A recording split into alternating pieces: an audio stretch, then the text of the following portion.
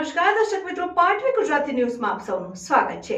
સમાચાર આવી રહ્યા છે કે આગામી લોકસભાની ચૂંટણીને પગલે તેમજ તાલુકાના સંગઠનના નવા પ્રમુખ દિલીપભાઈ પટેલની નિમણૂક કરવામાં આવી છે। તે અંગે સ્નેહમિલન કાર્યક્રમ ડભોઈ પટેલવાડી ખાતે બપોરના સમયે રાખવામાં આવ્યો હતો, જેમાં ગુજરાત પ્રદેશ કોંગ્રેસ સમિતિના પૂર્વ પ્રમુખ તેમજ ડભોઈના પૂર્વ ધારાસભ્ય સિદ્ધાર્થ પટેલ, પૂર્વ રેલવે રાજ્યમંત્રી તેમજ રાજ્યસભાના સાંસદ નારાયણભાઈ રાઠવા તથા સુખરામભાઈ રાઠવા અને નવા વરાયેલા વડોદરા જિલ્લા કોંગ્રેસ પ્રમુખ જસપાલસિંહ પડિયારની ઉપસ્થિતિમાં ડભોઈ તાલુકા શહેર કોંગ્રેસ સમિતિનો સ્નેહમિલન તેમજ સંગઠન અંગે કાર્યક્રમ રાખવામાં આવ્યો, જેમાં પૂર્વ રાજ્યમંત્રી નાનભાઈ રાઠવાએ જણાવ્યું હતું કે આગામી લોકસભાની ચૂંટણી આવતી હોય, કોંગ્રેસ પક્ષના સૈનિકો ચૂંટણી જંગના મેદાન માટે તૈયાર થઈને સંગઠનને મજબૂત બનાવવું। જ્યારે કે ડભોઈના પૂર્વ ધારાસભ્ય શ્રી સિદ્ધાર્થભાઈ પટેલે જણાવ્યું હતું કે જિલ્લા અને તાલુકાના પ્રમુખની નિમણૂક કરવામાં આવી છે, ત્યારે સમગ્ર જિલ્લા સહિત ડભોઈ તાલુકા વિસ્તારમાં સંગઠન મજબૂત બનશે તેવી આશા વ્યક્ત કરાઈ હતી અને આગામી લોકસભાની ચૂંટણીની તૈયારીઓમાં કામે લાગી જવા કોંગ્રેસના સૈનિકોને કહ્યું હતું। યોજાયેલા કાર્યક્રમમાં ડભોઈ તાલુકા કોંગ્રેસ સમિતિના પ્રમુખ દિલીપભાઈ પટેલ તથા ડભોઈ શહેર કોંગ્રેસ સમિતિના તમામ હોદ્દેદારશ્રીઓ, જિલ્લા પંચાયતના જીતેલા હારેલા ઉમેદવારશ્રીઓ, તાલુકા પંચાયતના જીતેલા હારેલા ઉમેદવારશ્રીઓ, નગરપાલિકાના કોર્પોરેટરશ્રીઓ, નગરપાલિકાના ઉમેદવારશ્રીઓ, કોંગ્રેસ સમિતિના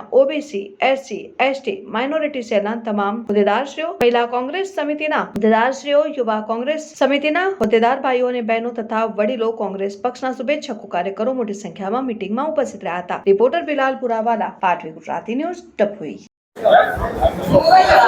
ડભોઈ તાલુકા કોંગ્રેસ સમિતિ દ્વારા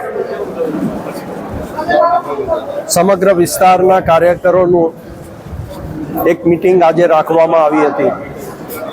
શ્રી દિલીપભાઈ પટેલની નિમણૂક ડભોઈ તાલુકાના નવા કોંગ્રેસ પ્રમુખ તરીકે થઈ છે। એમણે થોડા દિવસ પહેલા ચાર્જ પણ લીધો છે અને એના અનુસંધાને પક્ષના સંગઠનને વધુ મજબૂત બનાવવા માટે તમામ સાથીઓ અને કાર્યકર્તાઓ કામે લાગે એ દિશામાં માર્ગદર્શન આપવા માટેની આજની મીટિંગ હતી। ખૂબ વિસ્તૃત સંખ્યામાં કાર્યકર્તાઓ ઉપસ્થિત રહ્યા હતા અને ખૂબ ઉત્સાહપૂર્વક એમણે આ જવાબદારી માથે લેવાનું નક્કી કર્યું છે। એ બદલ હું સૌનો આભારી છું।